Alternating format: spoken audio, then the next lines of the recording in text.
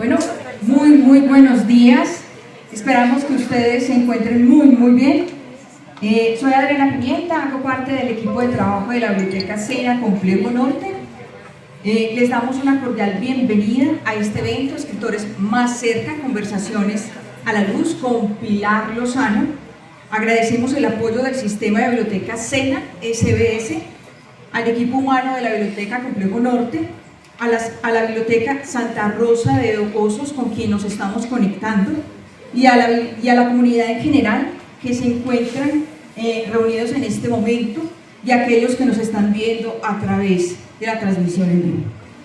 Y muy especialmente agradecemos el apoyo en este programa al promotor de lectura Juan Pablo Hernández. Muchas gracias y bienvenido, Juan Pablo.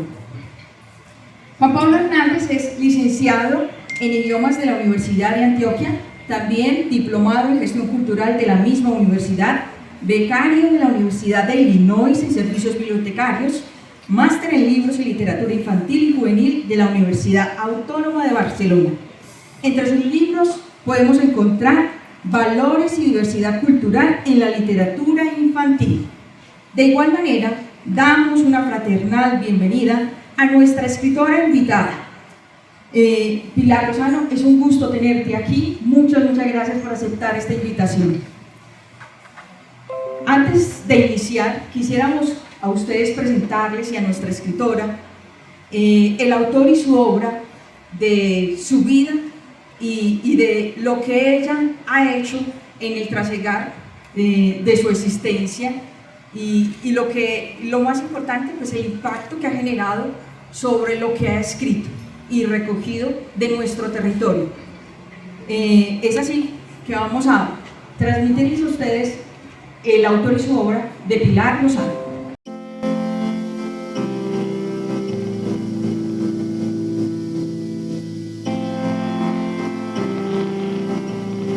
Zoraida del Pilar Lozano Riveros, conocida como Pilar Lozano, nació en Bogotá en el año de 1951, dentro de una familia un poco numerosa, con una madre maestra y un padre visionario y soñador, quien sería fundamental a la hora de Pilar elegir qué profesión estudiar.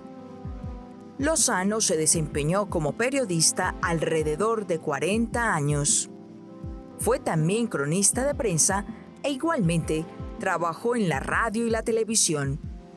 En la actualidad, está dedicada a su oficio de escritora de literatura infantil y juvenil. Además, ejerce de promotora de lectura y escritura. Ingresó a la Pontificia Universidad Javeriana para licenciarse en Ciencias de la Comunicación Social. Se inscribió en periodismo porque su deseo era conocerlo todo, viajar, ir y venir por el mundo. A través de su labor de reportera, fue pionera por la década de los 70 en abrir caminos y espacios para las mujeres en el ámbito de la comunicación y el periodismo, tanto en la radio, la televisión y la prensa. De viaje por el territorio colombiano, evidencia y corrobora la desigualdad que existe entre la urbe y el campo, en una época de grandes convulsiones violentas, que aún continúan en mayor o menor medida. Así que terminó narrando noticias sobre el conflicto, donde navegó a lo más recóndito del dolor, la tragedia y la esperanza, lo que sería un insumo para su escritura. Por lo tanto, Pilar Lozano ha sido y es una viajera incansable. No solo ha recorrido Colombia, sino distintos lugares de América. Y de ello surgen sus escritos, entre crónicas, reportajes y literatura. Con el compromiso de contribuir a una sociedad más equitativa, y dado que en las zonas en que cubría la noticia, los más desamparados eran niños, niñas y adolescentes, se ha hecho experta en temas de niñez y adolescencia. En su trayectoria laboral, recién graduada, fue jefa de prensa del Instituto Colombiano de la Reforma Agraria, INCORA, hoy disuelto. Después estaría vinculada por más de 20 años como corresponsal en Colombia del diario El País de España. Asimismo, ha escrito para El Tiempo, la revista Mujer, Cromos y demás. Por otro lado, en la televisión estuvo en el noticiero Promec, Contrapunto, en el programa Vamos, entre otros, y también participó en programas de Caracol Radio. Sus pasos como escritora de literatura infantil y juvenil los da con el relato para niños Socaire y el Capitán Loco. Más adelante le propuso al círculo de lectores el libro Colombia, mi abuelo y yo. Este oficio de escribir para los menores de edad surgió como ella lo cuenta. Abro comillas. El día que estuve en un buque oceanográfico y el capitán me dijo que los niños no podían estar allí. Decidí contarles esa experiencia, acercarlos a esos lugares que les prohíben y que ellos quieren conocer. Cierro comillas. Desde este momento supo y decidió que pasaría del periodismo a la literatura. Sin embargo, en sus obras existe una combinación de ambas, pues considera que la realidad es necesario contarla y que de ella dependen sus historias que afloran en medio de la guerra y el conflicto que la conmueve, le duele, le apasiona y trata desde su escritura con profunda humanidad, relatando así una historia que proporciona al lector el realismo de los hechos y a la vez le entrega la posibilidad de imaginar, de recrear el mundo o tal vez crear otro mundo posible. Pilar Lozano ha publicado varios libros en los que se encuentran Historias de un país invisible, Era como mi sombra, Crecimos en la guerra, Así vivo yo, Plof, se desinfló una ilusión, Los que abrieron caminos en el cielo, La paloma despistada y la sardina mensajera, La hormiga que quiso acaparar el agua, entre otros. De igual forma, algunos de sus premios, distinciones y menciones son: obtuvo en 2 ocasiones el premio Simón Bolívar, ganadora del premio de la Fundación Cuatro Gatos. El Círculo de Periodistas de Bogotá le entregó el premio Vida y Obra al Mérito Periodístico, y por su trabajo La Ruta de la Vorágine le otorgaron el premio Julio Daniel Chaparro. Compartimos con ustedes un fragmento del libro Crecimos en la guerra, de Pilar Lozano, disponible en la base de datos Odilo del Sistema de Biblioteca SENA, SBS. No somos basura. Jessica odiaba los viernes y los sábados. Esos días, en las lomas donde vive, hay limpieza. Y limpieza quiere decir que unos hombres armados suben por esos despeñaderos y empiezan a dejar muertos por ahí. Yo me he puesto a pensar que está mal decir limpieza, como si hablaran de basura. Nosotros no somos basura. Las personas no somos basura. Lo dice con su voz suave, como un susurro. No es una idea acabada de inventar. Le sale de muy dentro, del alma. Está sentada en la puerta de una casa, casi la única de material, en una calle empinada de tierra, sin andenes, que sirve de comedor comunitario en una de las 30 barriadas de los Altos de Casucá, allí donde nadie sabe a ciencia cierta en qué sitio termina Soacha y empieza Bogotá. La limpieza hace parte de lo cotidiano. Cuando están haciendo eso, es peligroso andar de noche y en la madrugada. Nadie quiere salir por temor a encontrar muchachos por ahí botados, con un tiro en la cabeza. Los niños solo juegan en la calle de día. A las 6 de la tarde están encerrados. Jessica está esperando que salgan del comedor los niños del turno de las 12 del día. Lo hacen uno a uno.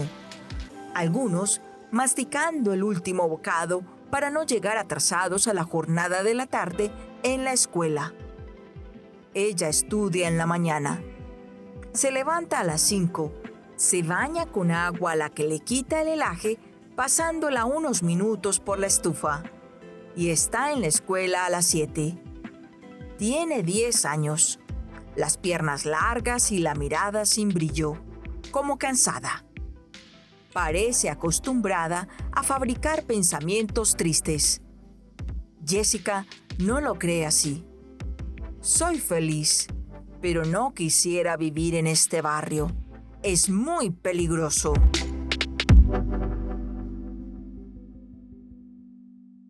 Bueno, esperamos haber hecho un relato que reuniera todos esos datos de los escritores y en especial pues en este momento de Pilar Lozano, datos de su vida pero también de su obra y de lo que ha querido para nuestro país y lo que ha sido y lo que ha contribuido, que es totalmente muy importante.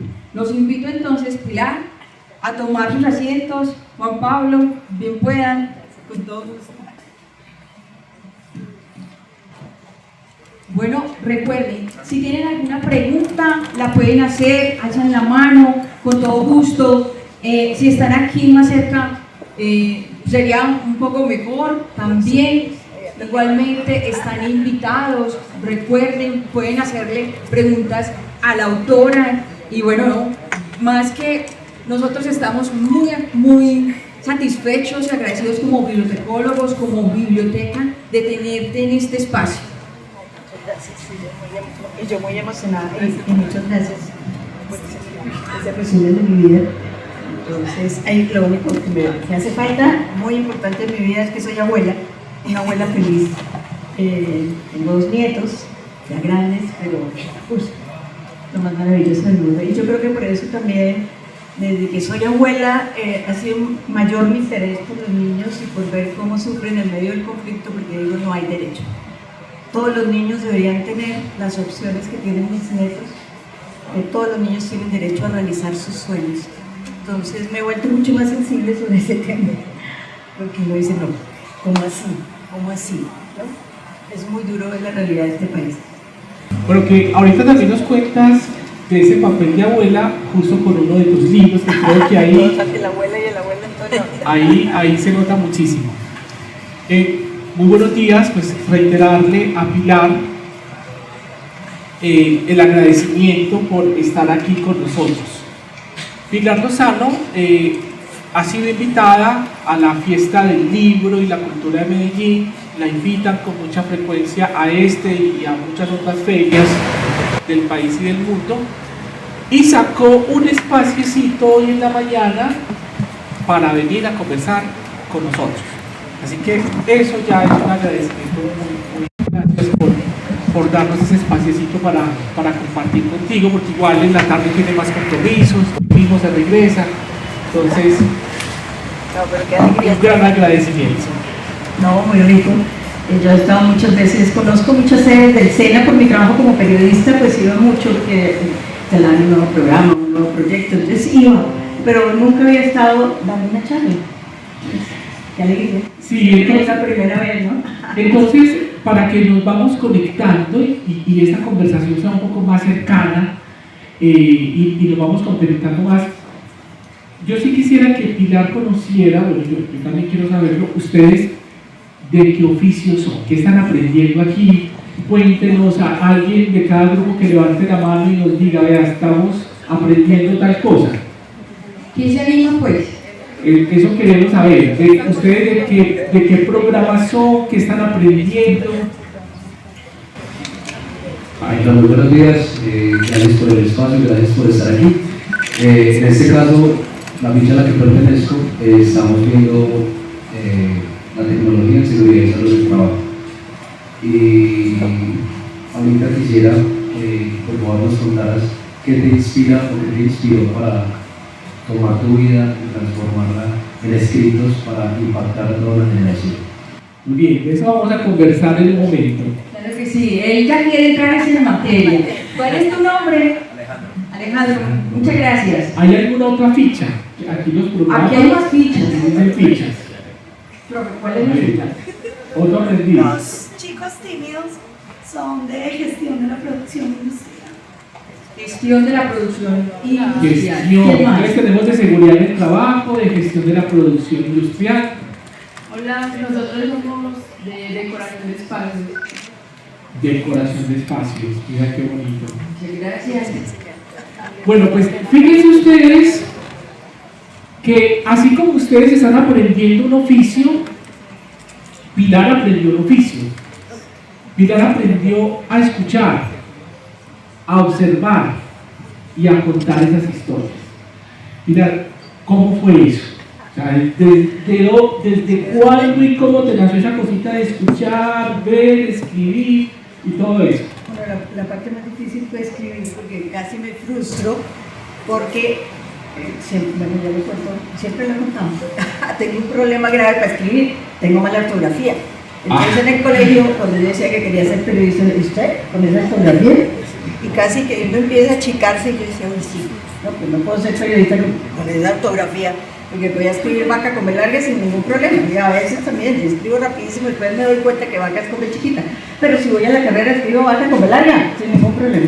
Entonces, realmente superar eso fue difícil, porque, bueno, lo que yo quería, mi interés era viajar. Lo que quería hacer era viajar. Yo quería conocer todo, todo era todo. Y yo soy de una familia muy grande, 10 hermanos, entonces pues la plata no alcanzaba, yo estudiaba en colegio oficial, hice todo, solo los 2 últimos años en un colegio de monjas, fue malo porque una tía se escandalizó que nosotros, yo no sé, no estábamos de ateos y nos mandaron a mi hermana y a mí, monjas. Y ahí me volví, mejor dicho, aprendí a hacer todas las trampas del universo, porque en el colegio oficial tenía unos profesores que me motivaban, no, eran la maravilla. Y llegué a ese colegio y las pobres monjas las ponían a estudiar una carrera química para que fueran profesoras nuestras, entonces las pobres no sabían ni eran buenas profesoras. Entonces yo me aprendí todas las trampas, era un desastre. Y cuando me iba a graduar, que me gradué joven, yo era tratando de eludir el periodismo, algo que tuviera que ver con el español, porque era mi tormento, ¿no? Y mi papá un día, entonces yo brincaba de carrera en carrera, lo único que tenía claro es que no quería estar encerrada. Entonces quería ser agrónoma, quería ser geóloga, quería brincar por todos lados. Y un día mi papá muy bravo me gritó, así cuando yo me levanté le dije que creo que le dijo, quiero ser agrónoma. Me pegó un grito, me dijo, maldita sea, a usted le gusta todo. Estudie periodismo que tiene que saber de todo. Entonces llena de valor me presenté a la universidad y cuando salieron los admitidos era un aviso muy grande. Lista de admitidos, y una muy cortiquita, admitidos condicionales por mala ortografía. Eso es verdad. Ay, eso es verdad. Eso, Claro. admitidos condicionales Por mala ortografía para ser periodista. Y nos hicimos súper amigas, María Isabel García y yo somos súper amigas todavía porque... Eran ustedes dos las admitidas por mala ortografía. Pero pasamos. La que se acuerda de la ortografía. Y mira a dónde va. Y el horror después con el español, porque era un profesor español. Y entonces era el hombre, López, era el profe López que era la cuchilla. Entonces él no leía lo que uno escribía, sino que él miraba primero y si uno tenía 10 errores, fuera. Hasta ahí empezaba a contar errores. Sí, entonces yo llevaba un papelito.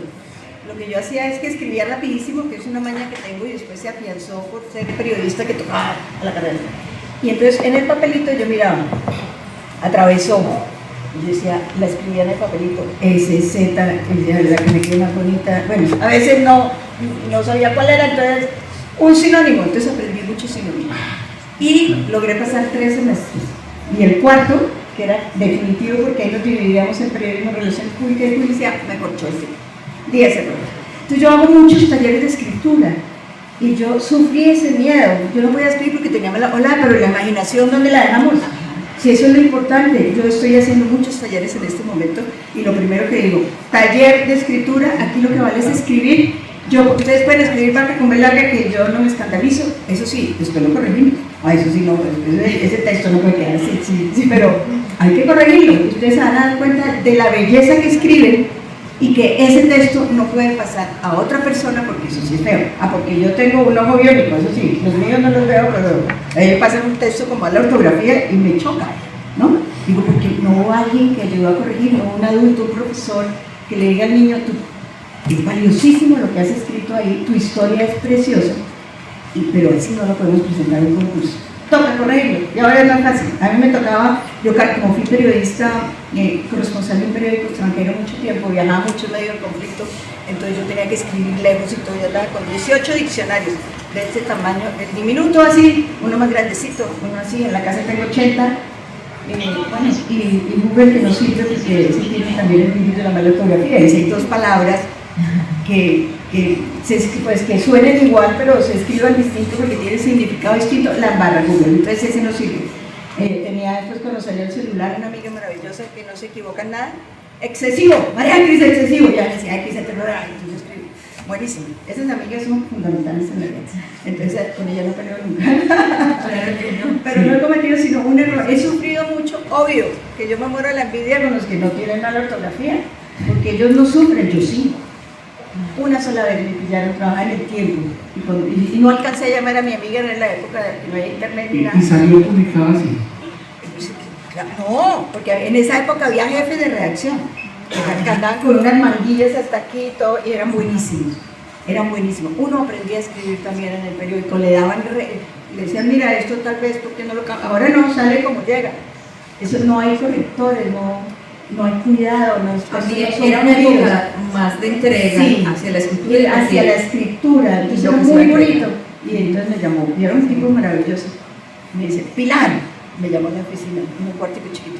¿Usted escribió eso? Y yo me puse a llorar. Le dije, ay, sí, tengo mala ortografía.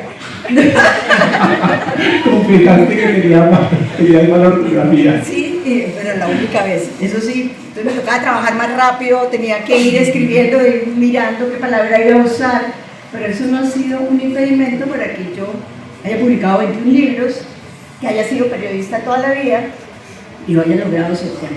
Pero sí, se sufre, qué envidia los que tienen buena ortografía, eso sí me muero de la envidia. Hace poquito conocí un poema que se lo regalo a todos los profesores, se llama Amor sin falta de ortografía, buenísimo. Y si a mí me hubieran enseñado eso de chiquita, pronto hubiera tenido mejor ortografía, pero a mí me ponían a hacer planas. Mis hermanos, pues salíamos de vacaciones, todos somos muy seguidos, nos llevamos un año, 5 hombres, 5 mujeres, entonces era el relajo en mi casa. Y yo a hacer planas, atravesó, cruzó, creo que escribí 18 cuadernos de atravesó y cruzó, y esta es la hora que yo voy a escribir esa palabra y me freno. Digo, no, mira, eso es con Z. Entonces, sí, yo creo que nos meten muchos miedos al escribir. Sí. Entonces llegamos a viejos y yo le dice, vamos a escribir. Yo no sé escribir, a mí no me salen las palabras. Es terror a la ortografía y a la letra, porque yo escribí un cuento, mi primer cuento tenía como 11 años. Una noche de inspiración maravillosa, la primera vez que me llegó la inspiración, yo me senté a escribir y lo escribí. Y llegué no, yo sentía que había escrito lo más bello que se había inventado la humanidad, mi cuento. Y llegué donde la profe y se lo pasé, y la profesora lo miró. Me dice, uy, no se entiende nada, uy, qué ortografía, y me lo devolvió y yo lo rompí, y yo creo que es de las cosas que más me arrepiento en mi vida. Yo la única sensación, no me acuerdo qué escribí, la única sensación que recuerdo es la alegría mía de haber creado algo mío, que es lo mismo que cualquier persona cuando crea algo, porque todos los oficios son iguales. Yo hice algo, tú decoras un espacio, me muero de la envidia porque yo no tengo inteligencia espacial, no tengo, me la quedaron debiendo, quién sabe, para otra reencarnación si es que existe. Todos tenemos una habilidad para algo, entonces de pronto la mía es para escribir, y porque la ortografía es así muy diferente, y todos tienen, alguien es capaz de hacer una mesa, me muero de la envidia, a mí me quería chueca, traté de hacerle un saco a mi hijo y eso me quedaron todas las partes desiguales, pues no sirve. Entonces hay que explotar eso, ese don, esa facilidad que tenemos, y todos somos distintos y todos tenemos algo para explotar y para vivir haciendo ese algo que nos apasiona y que realmente le da sentido a la vida. Sí. Maravilloso lo que nos cuenta Pilar, maravilloso, porque eso contaste, yo creo que para unirnos y saber que cada uno de nosotros es diferente, pero cada uno de nosotros tiene un oficio, y si quiere escribir, simplemente hágalo, ¿sí? Que eso es una arandela, o sea, la ortografía es una arandela. Eso son costuras después. Como todos los oficios, sí, digamos que hay que seguir un procedimiento, y el tema de la ortografía tiene su momento. Sí, al final. Digamos que lo importante es pensar y producir ahí, Y luego ya con calma, cuando han salido las ideas, pues corregimos. Eso. Tenemos la suerte que están los correctores de texto, los computadores, te ponen la rayita roja, entonces ya uno revisa ahí, te ponen la rayita azul, entonces uno mira la oración, que todo está organizado. Eso realmente ayuda muchísimo cuando ya uno va a corregir, pero después de haber pensado y haber producido. No nos podemos parar por eso. Y entre esas cosas, Pilar, entonces, en ese oficio ya de comenzar a escribir, ¿cómo van llegando los viajes? Porque tu sueño era viajar. Mi sueño era viajar. Y yo tenía una obsesión, porque otra cosa que me pasó en el colegio, yo no sé pintar. De hecho, yo hacía un trato con una amiga que sabía dibujar y hacía los círculos y lo pintaba ahí con eso, ¿cómo se llama? Con el transportador. No, bueno, el redondito sí era el transportador, más o menos lo podía hacer, pero luego rellenarlo de color con un pincel, con una cosa de esas, con acuarela. No podía, eso siempre se me salía. Entonces hacíamos trampa y ella me hacía la tarea de dibujo, yo le hacía la de matemática, porque yo fui siempre muy buena para matemáticas. Entonces, el mapa en el colegio me ponían a pintar en clase de geografía. Pinta el mapa del croquis de Colombia y pinta las montañas. Y pintar a Colombia es muy difícil porque es muy chueca. Entonces todas esas cositas, las vuelticas, las metidas, entonces yo miraba a los otros países y yo, hola, qué envidia, yo quisiera haber nacido en otro país para que fuera fácil. Chile hago así, el otro hago así, Colombia no. Entonces siempre me quedaba horrible y me regañaban. Y entonces me empecé a fijar en esas punticas y a preguntarme por qué Colombia tiene ese territorio tan angostico así, que es como la navecita de Colombia metida entre Brasil y Venezuela. Y me dieron ganas de ir, porque amo los mapas. Y yo miro algo o veo un nombre y me dan ganas de ir. Entonces ahora, en esta época me dicen, miren internet. No, tengo que ir allá y pagarme la mitad. Sí, necesito ir. No sé, me fascina viajar, es como una herencia de mi abuelo que era apasionado de viajar. Entonces te ibas a conocer ese lugar. Me fui a esa puntica que fue el primer viaje que hice. Esa navecita de Colombia que todos la hemos visto, allá que se mete como entre Venezuela y Brasil. Sí, que es un territorio muy angostico. ¿Y qué viste allá? Ay, eso es un sueño. Empecé a descubrir una Colombia que nadie me había contado en el colegio. Entonces yo decía, ¿cómo así que la clase de geografía es matemáticas? ¿Cuánto mide el río Magdalena? ¿Cuánto tiene el pico más alto? 5.000, nada. Eso es matemáticas, eso no es pensar en un país. Y empecé a ver cómo vive la gente en las fronteras, ese abandono de las fronteras, ¿no? Para llegar allá, bueno, llegamos en un avión de la Fuerza Aérea, nos dejó en un sitio y luego cogimos una canoita y casi no llegamos. Y llegamos allá, conocí la puntica, nos devolvimos, nos tocó, los que nos habían llevado era con un equipo del Instituto Agustín Codas, pudieron hacer un estudio ragadamétrico. Aprendí esa palabra en ese viaje, ragadamétrico. Pero ellos seguían por otro lado y nos dejaron en un punto que se llamaba Punta Colombia y nos tocó meternos por Venezuela, ser cocineras de un barco que sacaba chiqui, yo iba con una fotógrafa. Entonces empecé a descubrir un país, conocí un río negro. Yo no sabía que Colombia tenía ríos negros y ríos blancos. El río donde queda la puntica que se llama la Guadalupe y San Felipe, que fue el sitio donde nos dejó el avión, es un río negro. Y eso es una belleza, eso es mágico. Son aguas cristalinas, porque los ríos negros solo nacen en la Amazonía y en la Orinoquía. Los que nacen en las montañas son ríos blancos que paradójicamente son más sucios. Bueno, porque arrastran sedimento y porque los seres humanos les echamos de ver, son basureros. Esos son los puntos, esos son los blancos. Y los negros. El agua desde lejos es como color Coca-Cola, como si fuera brandy o Coca-Cola, y uno se acerca, es transparente. Entonces con el sol eso se convierte en un espejo. Entonces uno navega por un río negro y uno siente que va volando por la selva. Árboles arriba, árboles abajo. Mi hijo era muy pequeño cuando yo hice ese viaje, entonces las fotos eran de papel y era muy difícil mostrar cuál era el derecho y cuál era el revés de la foto. Uno no sabía, era precioso. Mejor dicho, yo amo los ríos negros y ojalá pudiera navegar todos los años, pero esos ríos uno se siente libre, se siente feliz.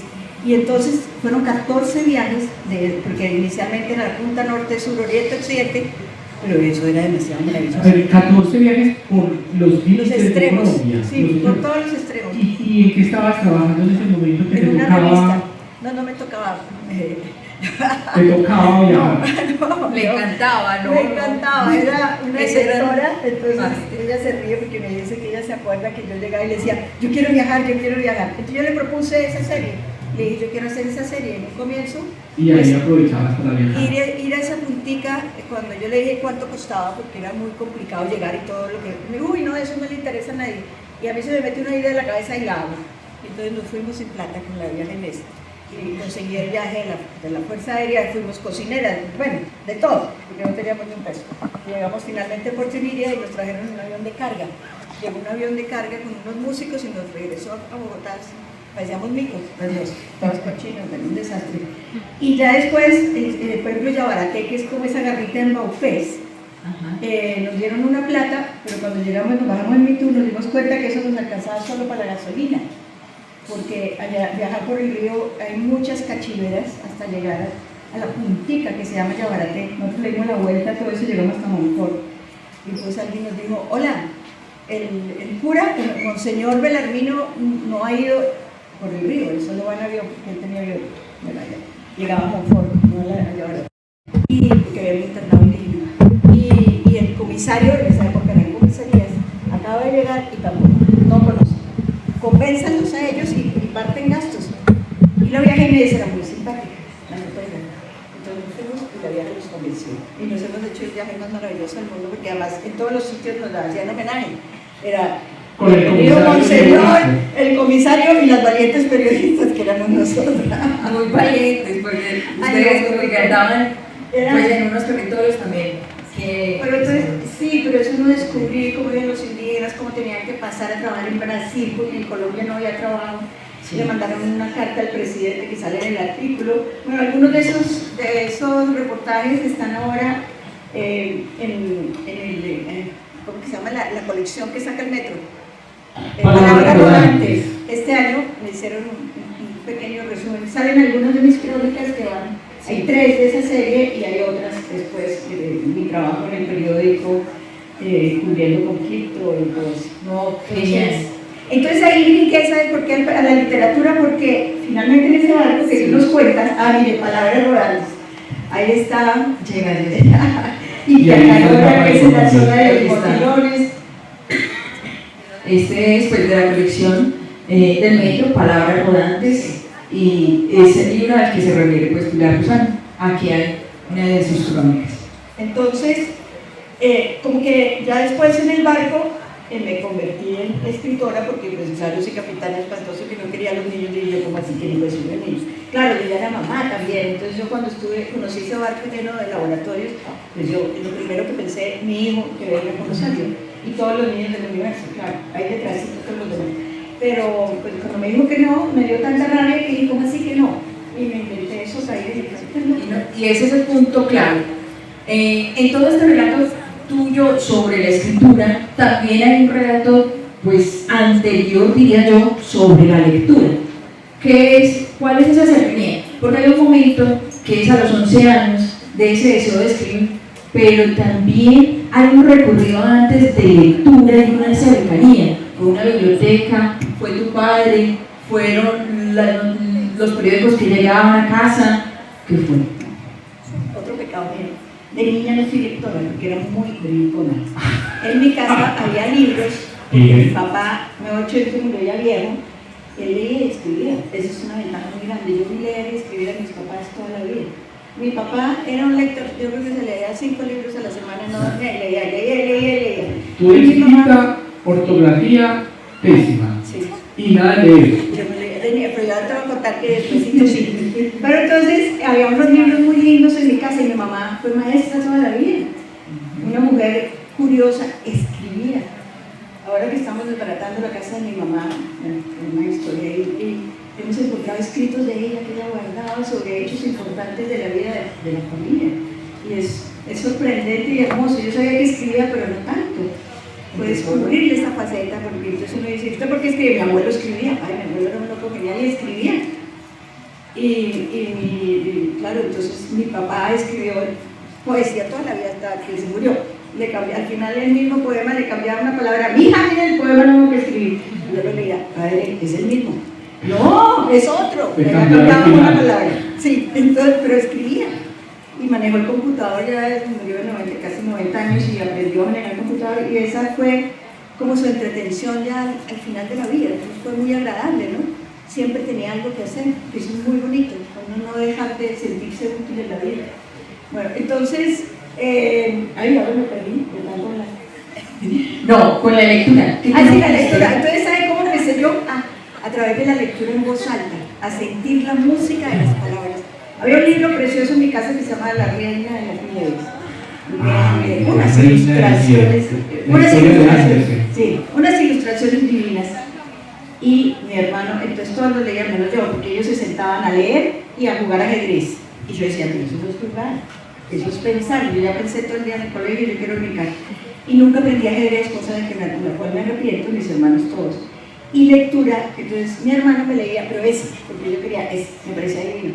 Y él me lo leía en voz alta mientras yo brincaba, pero no era gratis. A él me tocaba darle el pan del desayuno, la carne del almuerzo, él me negociaba, entonces yo le daba, y él me leía. Entonces yo aprendí la música de las palabras y me volví lectora independiente cuando descubrí que a través de la lectura yo podía viajar.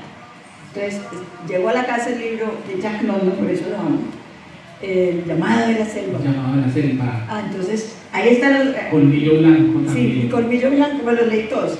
Porque además juro que conozco Alaska. Hablan de Alaska y el río Yukon y yo, uy, como si conociera, como si fuera el Magdalena.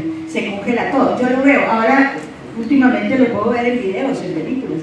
Y es como yo lo imaginé de niña. Porque a mí la televisión me llegó cuando tenía 6 años, ¿no? Y en la casa del papá era el que manejaba, era un televisor para todos y él decía que veía uno y que no. Y pues no había ningún video que nos mostrara Alaska. Ahora sí veo los aviones, todo, la aventura total.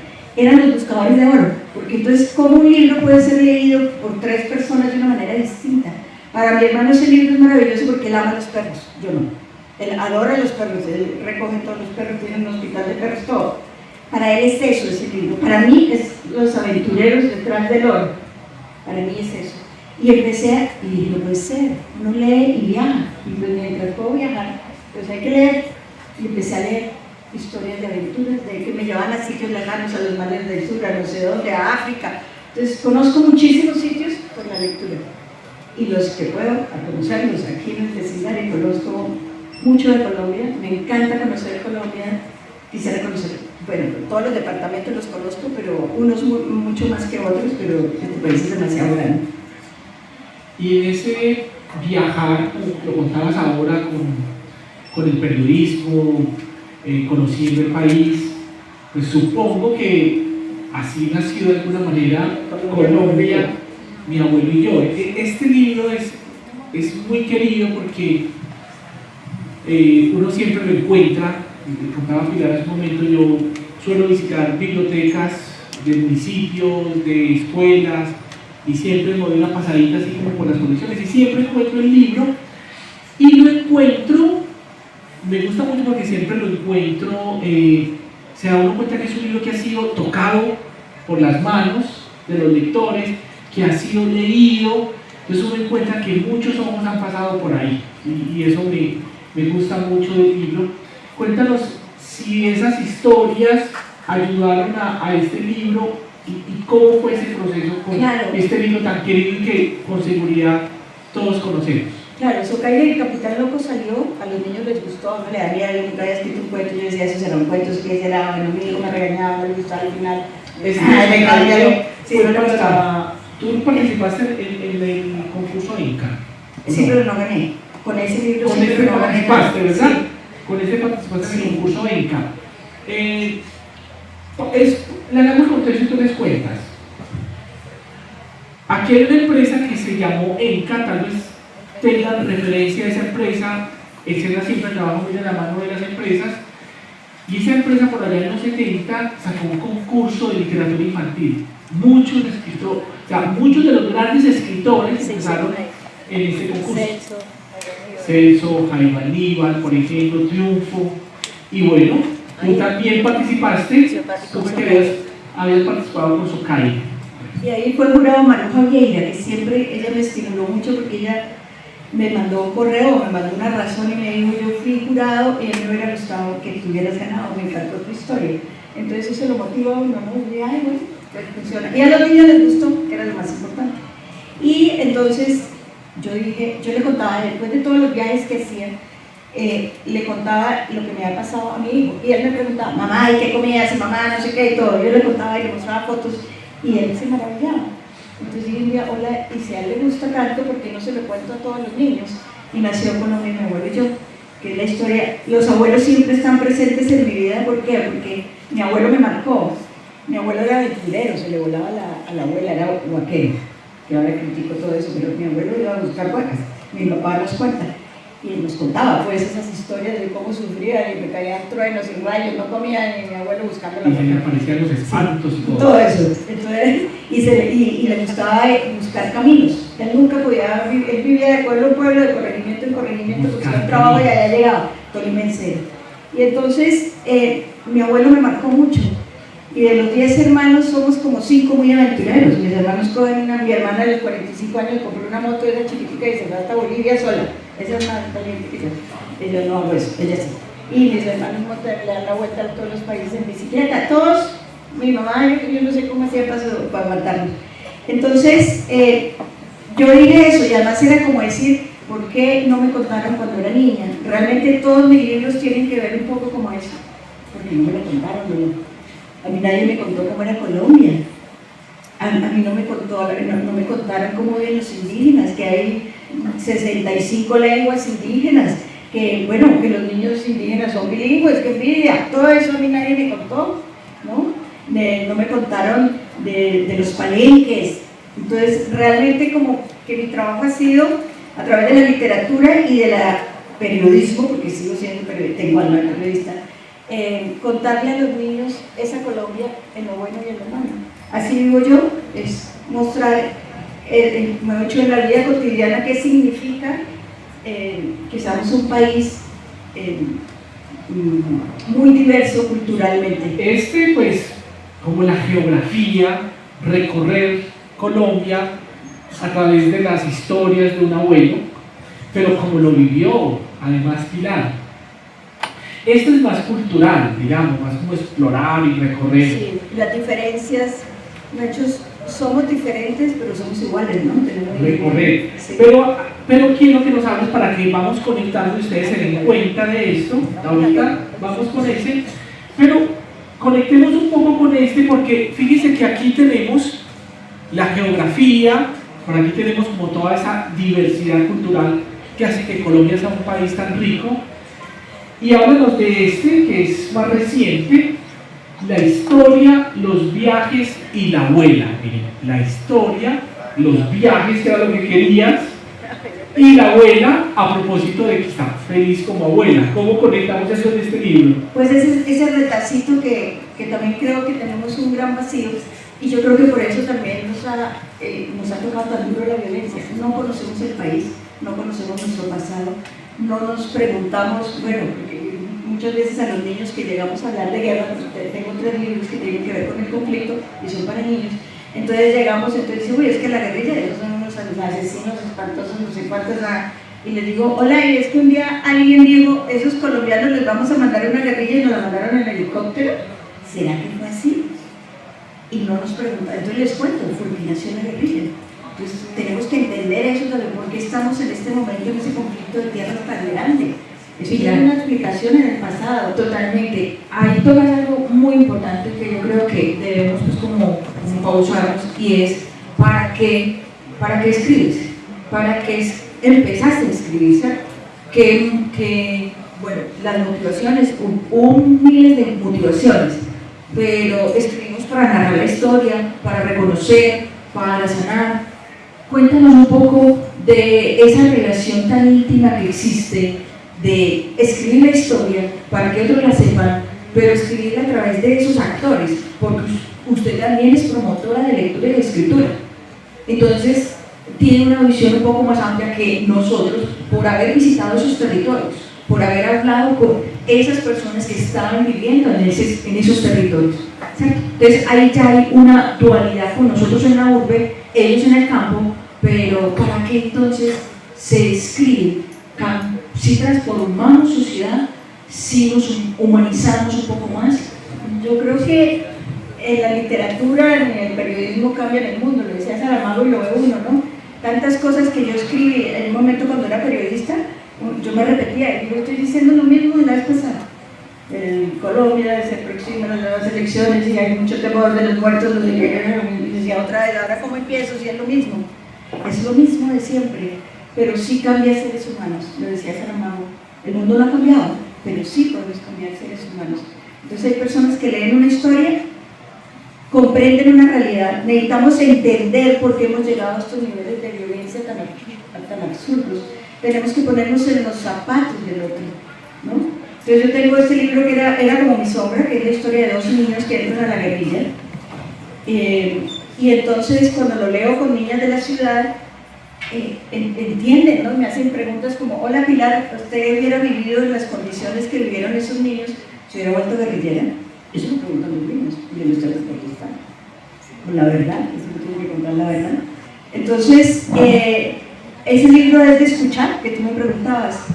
Tomás Carrasquilla, gran escritor, Sí, de aquí, antioqueño, hay una frase que nos la cantaba, que se la oía a nuestra amiga Coleya, porque ella se especializó, escribió sobre él. Entonces la primera vez que la oí era hablando de Tomás Carrasquilla, y dijo una frase que me quedó metida. Entonces dice, Tomás Carrasquilla dijo que cuando decidió escribir, se sentó a escuchar. Me parece fundamental, ¿no? Entonces yo lo que hago es escuchar historias, y en el caso de la guerra es sentarme a oír a los niños, porque a los niños no les hemos dado espacio. Aquí los protagonistas, todos los niños son menores de 18 años, niñas de 8, de 9, la que vieron ahí, la niña que hace esa definición de lo que es la limpieza social, y es una definición que nunca la he leído ni a ningún académico ni a ningún experto. Es que no somos basuras, somos seres humanos, es una profundidad, es una reflexión. Entonces la gente, uy, no, qué susto, con los niños hablar de guerra, uy, no, de eso no se habla con los niños saben más. Los niños de la guerra en televisión, cuando yo era chiquita, yo nací en plena guerra de mitad de siglo, de liberales y conservadores. Mi abuela cortaba el periódico, cuando salían los resultados, el corte paralela, todo eso, yo no lo veía porque mi abuela no lo quitaba. El radio lo manejaban ellos, la televisión que llegó un poco después, a mi casa llegó más tardecito, pues ellos prendían y apagaban, esto no lo pueden ver. Ahora los niños ven todo, saben de guerra. A mí un niño de 6 años que fui a hablar al colegio sobre la estrella que perdió el día de la noche, que es un cuento de fantasía, pero es basado en un hecho real. Y el niño, es bellísimo, además. Y nació en la historia de un niño real que vive en la Ciénaga Grande de Santa Marta. Esa historia es bellísima, de cómo creaste eso. Sí, y él, la canoita, casi se ahoga y le cogió miedo al agua, y vivía en la Ciénaga, entonces era como un niño muerto en vida, y de ahí nació la historia. Y ese día fui con esos niños que eran de primero primaria, y al final el chino más piloso es que preguntan todo, que saben todo, divino. Al final le dice, bueno Pilar, y cruzó los brazos, nunca se me olvidará. Bueno Pilar, ahora háblanos de la guerrilla. Y pues uno tiene que estar preparado de contarles, ¿no? Y la idea de la guerrilla, menos mal que salió otro más, preguntó que él mismo puso otro tema, pero digamos que hay un interés porque los niños lo oyen, lo ven, lo sienten, lo han vivido de pronto en su familia. La guerra nos ha tocado a todos, de una manera o de otra, ¿no? Hay historias por todos lados y no hablamos. Con la Comisión de la Verdad, dos amigas que trabajaron ahí me invitaron el día que llegó la verdad a las escuelas, y fuimos a un colegio en el sur de Bogotá. Y una de las niñas que ya era de 11, muy conmovida con los testimonios que llevaron ellas, entonces hablaba y decía, es que no puede ser, en el colegio nunca nos habían hablado de conflicto, es la primera vez. Y dijo, mire, y nosotros tenemos un compañero que fue desplazado y ha sufrido mucho. Le dije, ay, qué bueno, y hablan con él, les ha contado su historia. Y dice, no, solamente ayer cuando nos dijeron que iba a llegar aquí la verdad del informe, él empezó a hablar.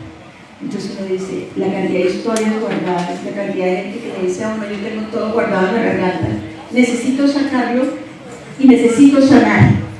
En los talleres de escritura que hago, trabajamos eso, la gente termina contando esas historias que duelen, que están guardadas. Uno de ellos, un campesino, que estoy haciendo unos talleres con campesinos, y él decía, es que yo mucho tiempo con eso guardado y no sabía cómo escribirlo, y yo sentía que era necesario contarlo y plasmarlo para sanar.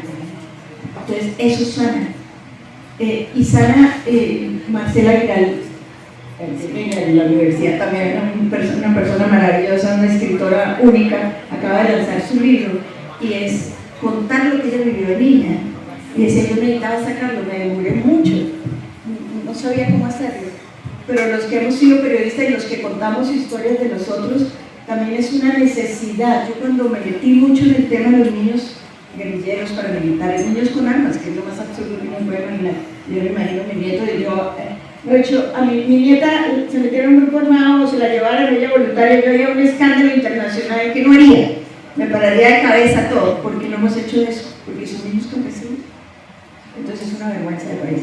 Entonces, sí, yo creo que cuando yo conocí eso, yo necesitaba contarlo, lo conté mucho como periodista, yo he escrito mucho sobre ese tema, incluso el año pasado hice 2 grandes reportajes sobre el tema, pero no a través de la literatura, que de pronto puede tener más fuerza, porque en una sola historia yo puedo mezclar todo eso que me impactó, y a mí lo que más me impacta de ver a un niño con un arma es que cuando uno va a la guerra, pues como la guerra es que yo tengo un enemigo y tengo que matarlo primero, porque si no me mata a mí, esa es la lógica de la guerra, y el enemigo, pues alguien me dice que ese es mi enemigo, ayer eras tú mi amiga, pero alguien llega y me dice, uy, esa, le va a quitar su tiempo y la hay que matar, ¿no? Entonces los niños matan. Entonces un niño que sale de 15, 14, 13 años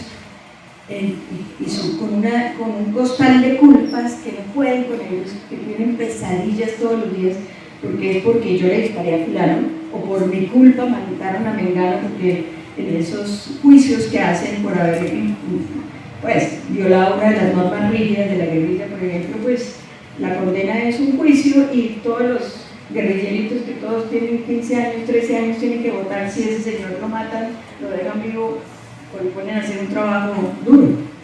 Y los niños, para que no les digan gallina, votan, mátenlo, ese es su primo, su hermano. Y eso es una carga que uno, cargándola desde los 16 años, no hay derecho. No hay derecho. Y los niños paramilitares, los niños los entrenaban, vaya y mate a ese, esa era la prueba de fuego. Eso nunca lo van a olvidar. Los ojos de esa persona a los que ellos tuvieron que ajusticiar. Y eso lo hemos permitido generación tras generación tras generación. Y mucha gente, yo hacía talleres para periodistas. Yo trabajé mucho derechos de infancia y periodismo. Cómo manejar la información que tiene que ver con niños. Con una persona maravillosa, y ya murió por desgracia, que fue la promotora de la ley de infancia. Y entonces íbamos a hacer talleres con periodistas. ¿Cómo escribir yo sobre cosas tan dolorosas sin violar los derechos de esos niños? ¿No? Y aprendí cantidades, pero entonces los periodistas decían, no, pero eso que toda la vida los niños han estado en la guerrilla. Sí, ahora que estoy estudiando el siglo XIX, pasé la segunda parte del libro de historia, estoy en el siglo XIX, 8 guerras civiles, 7 constituciones, no hacemos sino matarnos. Ahí está Manuel Uribe, pensador antioqueño, y uno coge las frases de él y dice, hola, hace 200 años decía lo mismo que estamos diciendo hoy. Por favor, las ideas no se acaban a balas, las ideas no ganan un debate con argumentos más fuertes, pero no balas. Hace 200 años, él vivió todas las guerras del siglo XIX y se horrorizaba cada vez que las escuelas se llenaban de soldados, porque todo se volvía cuarteles. Entonces vivimos, como dijo Pacho de Luna al presentar el informe, tenemos que parar el modo guerra, refiriéndose al último periodo de la guerra. Pero es que el modo guerra hemos vivido toda la vida, desde la patria Uruguay. No somos capaces de ponernos de acuerdo y matémonos. 2 ejércitos y a matarnos. El que piense distinto hay que matarlo. Pues no tiene sentido. Bueno, a ver, no sé si alguien del público tiene alguna pregunta, pero ya vamos a ir cerrando, se nos acabó realmente el tiempo. Estas historias tuyas han estado fascinantes, nos acercan un poco más a sensibilizarnos sobre la guerra, sobre también ese oficio que cada uno de nosotros tenemos en la vida. Si quieres ser escritor, escritora, nosotros, y es muy bonito pues la palabra aprendiz que hablaba ahorita Juan Pablo, y yo también me considero aprendiz como ustedes, porque somos aprendices de la vida también, y de todo lo que nos propongamos y queramos hacer. Sí, lamentablemente el tiempo se nos está acabando, se nos agotó ya. Quedan los libros de Pilar en la biblioteca y quedan para que sigamos dialogando a través de los libros. Sí, bueno, por último, yo quería que nos dijeras un consejo, una sugerencia a nosotros, a todos nosotros, a todos estos aprendices que hoy ves aquí? Bueno, lo que le digo a los alumnos cuando voy a los colegios, que siempre decimos en la guerra o alguno de esos, y me dicen, Pilar, ¿qué podemos hacer? Eso me parece tan bonito. Entonces yo les digo, tienen que seguir estudiando, tienen que prepararse en la carrera que quieran, porque uno tiene que estudiar lo que quiera, lo que les sale del alma, lo que lo apasiona, ¿no? Y desde ese trabajo que van a hacer, sea el que sea, poner un granito de arena para cambiar este país. Y lo más importante es que tenemos que ser conscientes, leer, tenemos que estar informados, tenemos que ser ciudadanos de verdad, tenemos que ser críticos, no que yo diga, no, es que mañana voy a entrar en huelga, y uno le diga, ¿y por qué va a la huelga? Ah, no, porque todos van a la huelga. No, yo tengo que saber por qué voy a la huelga, ¿cierto? Entonces tenemos que ser, no podemos ser como Vicente que va donde va la gente, tenemos que tener criterio frente a las cosas. En el momento de ir a votar tenemos que saber por qué votar, y vamos a votar es por un país, no por un MIS, por lo que me favorezca a mí, sino lo que favorezca al país. Manuel Uribe Ángel, ese personaje maravilloso que ojalá todos lo leyeran y lo conocieran, decía en ese momento, 1850, él nació en 1822, están cumpliendo 200 años de su nacimiento, y en el 50, él siempre lo repetía, decía, es que el país lo construimos todos, o no se construye.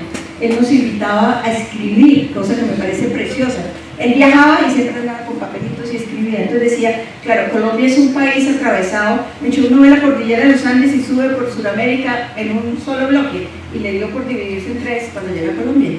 Entonces ha sido muy difícil también unificar al país. Y en esa época, sin carreteras, sin nada, entonces él vivía aquí en Medellín, y para llegar a Bogotá 3 semanas en mula, no tenía ni idea cómo vivían los que vivían en Cúcuta, que Cúcuta está ya encerrado entre las montañas. Entonces decía, por favor, escriban cuando usted vea algo, así no sepan escribir, eso es muy importante, así no sea perfecta la gramática, ni la ortografía, ni nada. Escriba todo eso que usted se encuentre, si tiene oportunidad de viajar, escríbalo, y un día vamos a juntar todos esos papelitos y vamos a saber realmente cómo es Colombia. Entonces Colombia somos absolutamente todos, y nos la han contado fragmentada. La historia, a mí me la contaron Simón Bolívar, héroe de todo, eran 5 personajes y ellos hicieron todo, y era el centro del país, no incluía la historia, qué pasó en Chocó, cómo fue la conquista del Chocó, ¿no? Todos los horrores que se hicieron allá, porque lo único que importaba era el oro, cómo fue la conquista en los llanos, las misiones de los jesuitas y de muchas otras comunidades, que no queda nada, porque en otros sitios de Sudamérica sí hay iglesias, quedaron porque eran construidas en piedra, aquí eran en barro y ya no hay nada, pero ellos tenían sus grandes haciendas, ¿no? Y por eso financiaban la evangelización. Entonces hay muchas historias que no nos hemos contado y que tenemos que contarnos, tenemos que leernos, contarnos para saber cómo somos, y para construir un país donde quepamos todos. Somos 50 millones de personas, todos tenemos los mismos derechos y todos tenemos obligaciones, porque si no, pues Claro, las cosas funcionan así. muchas gracias, Juan Pablo. Algo para decir y cerrar este conversatorio tan agradable. Pues agradecerles mucho a ustedes, a Pilar, y quedamos conectados con los libros. Esto es lo bellísimo y la magia de este oficio de escribir, que pensamos, escuchamos y las ideas quedan aquí, en una historia, en una crónica, en un relato. Bueno, de nuevo, muchas gracias a Juan Pablo, a Pilar Lozano, a ustedes que estuvieron con nosotros, a las personas que se conectaron a través de la transmisión en vivo. Agradecemos al Sistema de Biblioteca Sena SBS, a nuestro equipo humano de trabajo de la Biblioteca Sena Complejo Norte, a ustedes también instructores que vinieron con sus fichas, a los aprendices que se quedaron hasta el final. Muchas gracias y que tengan un lindo día. Y por aquí seguimos pues ofreciendo esta extensión cultural. Pueden, por favor, el que quiera, que exprésate como desees sobre lo que te inspira Colombia. El que quiera puede intervenir este muro. Y aquí van a quedar algunos libros de Pilar Lozano. Muchas gracias. Y yo quería como me quedaron muchas dudas por decir, pero hay una colección hecha o publicada por Colciencias y algunos de esos libros, de toda esa gran colección hechos por Pilar, que tiene que ver con personajes muy importantes de nuestra región, pero también de nuestro país. Cisneros, todos hemos oído hablar del municipio de Cisneros, hemos oído hablar de la plaza de Cisneros en el centro, del tren, del túnel. ¿Cómo fue todo eso? Eso lo voy a mirar aquí. Miren, Francisco Javier Cisneros, el que comunicó con Carriles las comarcas. Y seguramente han ido a pasear a Santa Fe de Antioquia, ¿no? A bañarse allá bien rico, al calorcito, y han pasado por el puente de Occidente. Pues aquí nos cuenta la historia de cómo se hizo ese puente, que es una cosa bellísima, y cómo este señor, José María Villa, se fue a ver ese puente de Brooklyn, de Nueva York, y le tomó fotos y dibujó y se trajo ideas para acá, y cómo pasaba con un montón de mulas y le decía: párense en el puente, ahí detenga la rillería para medir la fuerza, y les tocaba violines, ¿no? Él era violinista, Él era violinista. era tatarabuelo de Tita Mayan. Tatarabuelo de Tita Mayan, y le tocaba violines en el puente para medir la resistencia. Una cosa bellísima de cómo se hizo ese puente. Y aquí está nuestro gran médico y geógrafo Manuel Uribe Ángel, ¿verdad? Del cual va a dar una conferencia ahora Esta tarde en la en la Universidad Facultad de Medicina de la Universidad de Antioquia. O sea que hay mucho por descubrir de Pilar. Esto es un antojo para que descubramos todos los libros. Pilar, muchísimas gracias. Gracias a ustedes. Muchas gracias.